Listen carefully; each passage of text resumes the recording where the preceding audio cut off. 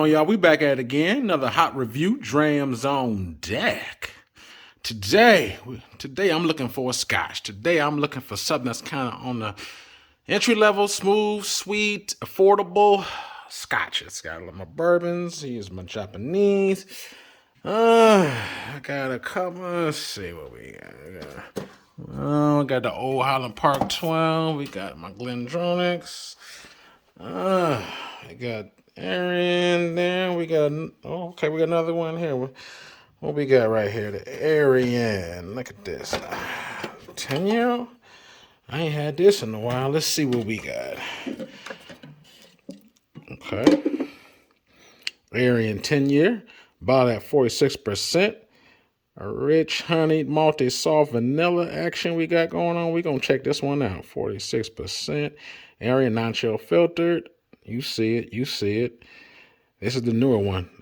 These actually revamped recently, a couple of years ago. So this is the newer one. So halfway done. This is a light color right here. A light golden color. We're going to dive all into it. Arran 10-year. Single malt scotch. Let's go. We back at it again. Another hot review for you. Drams on deck. And as promised, today we have the Arran 10-year single malt is in the deck. We got it up for review. This one right here, 46% I said earlier. I'm looking forward to this one. I personally had this bottle about, I think about 10 months ago. I got this. I was living in California then, and I got it there. I'm glad I did. I recently relocated.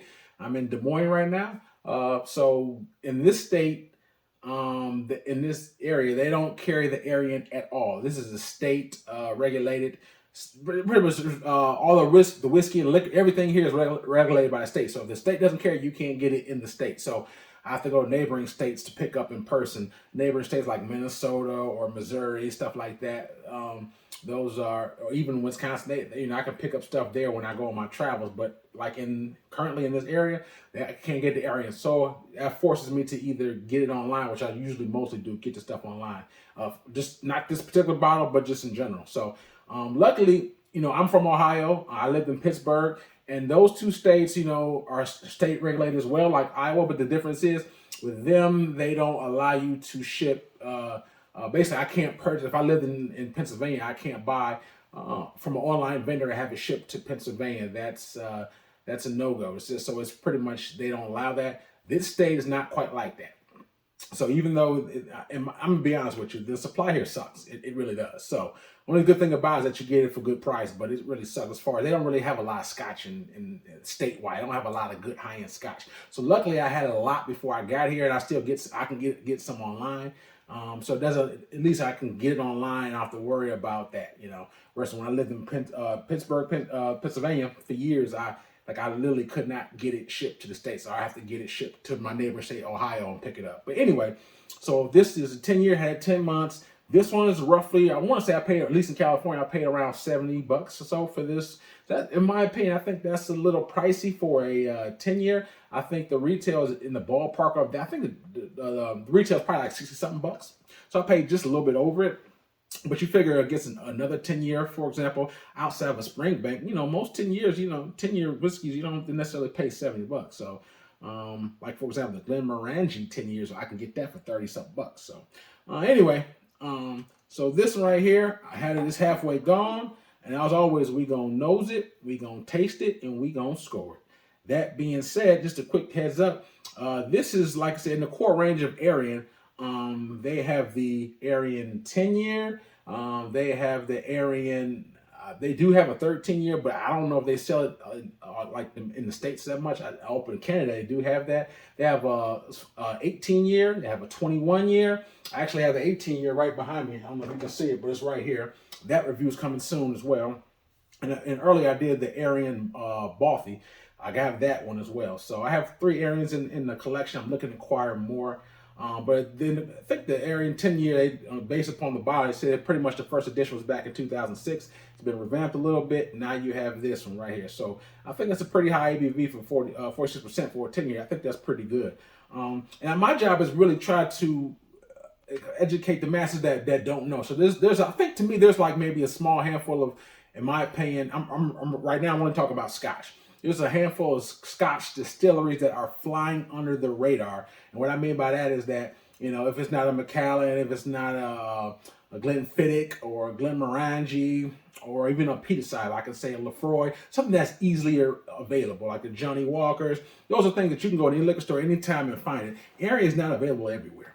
Even in the stores in California, there's only every store does not have Arran, so it's not something that's widely available. And usually, when you have something that's not super available, not always, but sometimes it can tend to fly on the radar because the common man does not see it all the time.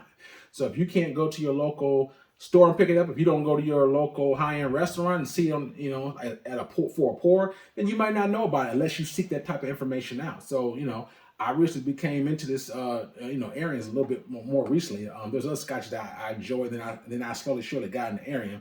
But I'm just letting you know, I think that Arran is a distillery that's flying under the radar. I think Kilchoman is another Scotch distillery.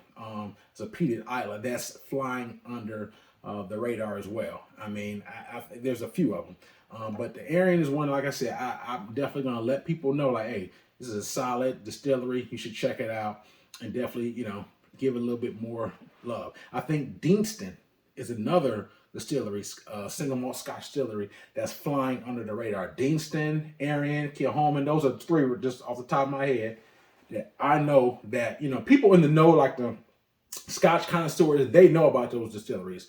But just the common man, they probably never even heard of an Arran, a Kilchoman, or a Deanston. So that's why I'm saying it's flying on the radar, and that's why I'm trying to put it out there so you all know, like, hey, if you happen to be in an area that has these type of offerings, don't just pass up for the Macallan or the Balvenie or for your traditional Glenfiddich 12, even then Glenlivet 10-year, you can 12-year rather. You can get that anywhere. This right here is something that, like I said, you can't see everywhere, but if you do, you need to pay attention. So this is pretty much, like I said, this is pretty much be on the lookout for this type of stuff.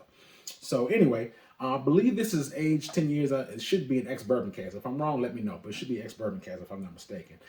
So anyway, let's jump on this nose and see what we got.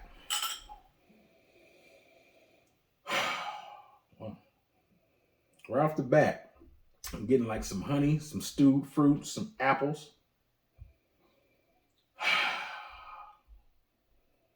Yeah, I definitely pick up some apples on here, some honey, cloves, sweetness. Pretty much, I pick a lot of sweetness up on here. I even get like a little small grape kind of note on the nose. Very nice, soft, sweet, like more fruit and sweet, like, vanilla, honey, apples. Yes. And it's 40%. So it's not, burning my nose. Certain spirits, when I put my, when you nose it, sometimes they can be a little aggressive. Certain times, especially if it's higher ABV, this one is very pleasant, very subtle. You get ripe fruit, stewed fruits, honey, sweetness. Very nice on this one, very nice. And I like to have my glasses chilled, so normally I keep my Glenclarens in the freezer, and I have these either balls or bullets, the metals, to keep it chilled without having to dilute my spirit. A lot of times I don't like putting water in my spirits. I like to drink, I like to sit my stuff neat. So that's why I use these metals just to keep it nice and chilled and cold, because I don't want to dilute it. If I do, I have a water dropper. I can add water to it that's needed. Before 6%, I usually don't feel the need to add that water to that. But anyway, very nice, soft, sweet nose. That being said, let's jump on this palate and let's see what we got. Cheers. Mm.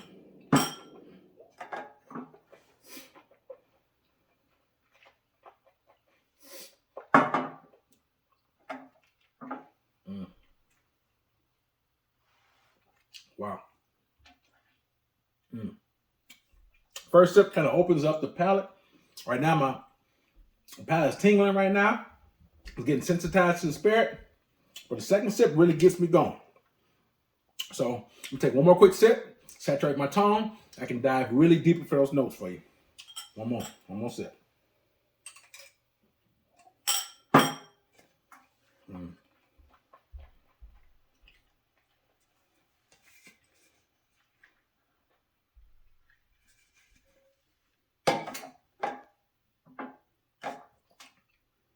Mm. Mm. That's good. That's damn good. You get a lot of sweetness on it. Like very straight honey, vanilla.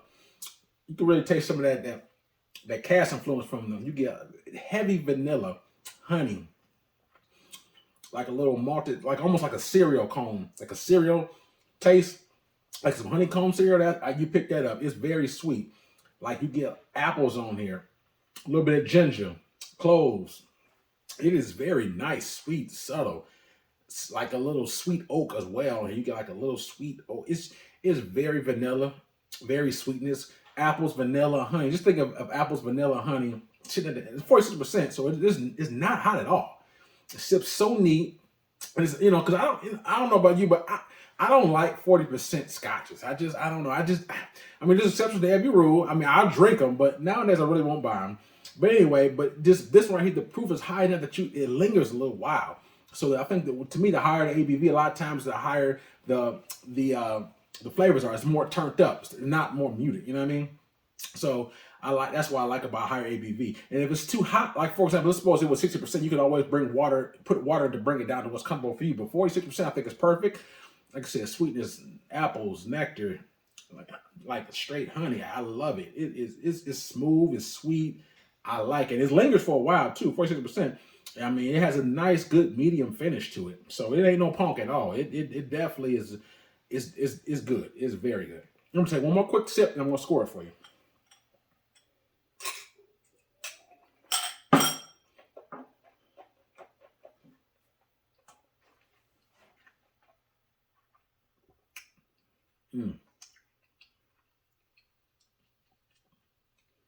Very smooth, very smooth.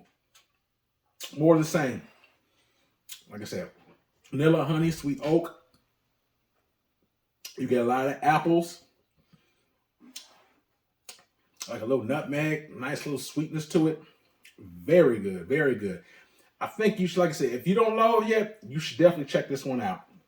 Like I said, you can get this for, like I said, retail, it goes around, $60 to $70, somewhere in that ballpark. So if you can find it, you should definitely get it. If you ever had the Glenmorangie 10-year, for example, to me, as I mentioned earlier, this is a better version of it. The reason why I say the Glenmorangie 10-year, because this is a 10-year age statement, and Glenmorangie is another popular 10-year age statement that you can see on most shelves. So to me, that's in Scotch world, that's a very popular 10-year. So this versus the Glenmorangie 10-year, this is definitely more, in my opinion, a little bit more sophisticated, slightly higher ABV. This is a higher score for me, so I like it. You should definitely check it out. So especially if you're someone who's looking to get new in Scotch, you want something that's kind of mellow, that's not gonna necessarily break if you can find it. It's not gonna necessarily break the bank, but it's a little bit more expensive for a 10-year. But if you're looking for something that's kind of like, I think that most people would kind of enjoy this palate. Like everybody's not gonna like peat.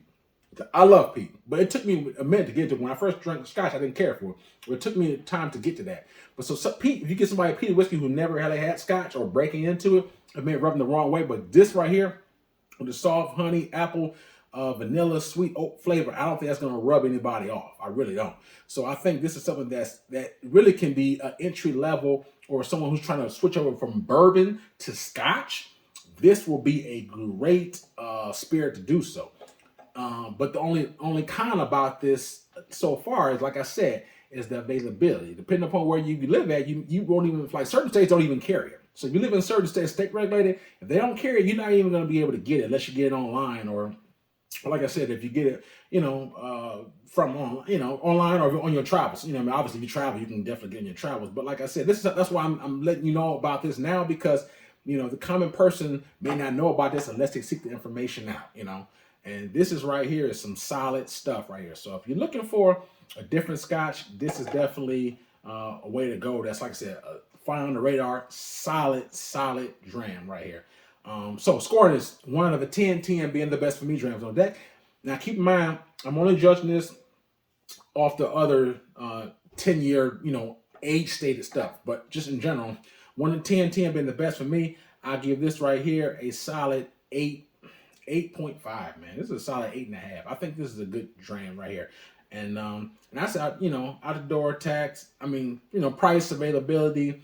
I mean, obviously the availability is what it is. I think it's slightly much, but I'm not gonna knock it for that. I think it's a good spirit, man. So for me, I give this a stride 8.5, 8.5 for me. Solid dram. If you see it, like I said, if you like those flavors, definitely check it out. It's not peated, so You know, those are my peat heads. Just so you know, you're not going to get that in here. It's not, you know, certain things like, for example, the Bunnahabhain 12-year, that's technically a non-peated whiskey, but you get like a small little wallop of smoke, just a little bit. Same way if you ever had an Oban 14, you know, have just a little small hints of smoke. You don't get that on here, just so you know. So it's not peated, which is not a bad thing at all. It's just, I mean, it is what it is. But solid dram, man. I hope you got something out of it. So if you see Arran, if you never had it before, hopefully you saw this review to kind of put something in your head, let you think about that, let marinate on it, and be like, you know what? Let me give this a shot. And I think if you like those taste profiles that I brought out, if that's in your wheelhouse, trust me, if that is in your wheelhouse, you will not be disappointed with this, especially if you can get it at a good price. You know, like, you know, secondhand prices, I don't know. I never really seen no ridiculous secondhand prices on this Arran 10-year. But if you saw this, for example, for like $100 or something, I would say, no, that's ridiculous. I mean, it's very, very good. But if if you saw some secondhand price for $100 and up, I would say pass on it. Just because I think, you know, it's a ridiculous price. But if you get it at the price that I stated, all day long, no hesitation. So check that out. Also have a link. Check out my Instagram page. And also have a Cash App Patreon if you choose to support. Also, like I said, if you liked it, hit the like button, hit the subscribe button. Likes and subscribes are free. And let me know your opinions of this spirit. If you ever had this spirit before, let me know. I want to know what you think. Let me know. Drop some comments. I like interacting with you guys. Let me know if you had it, or if you didn't have the 10-year, but you had a different Arran, or if you had the older version, or whatever. Just let me know your experiences with it, and I'd love to chat with you guys. So anyway, stay tuned. We got more heat coming your way. Drams on deck. Yes, sir.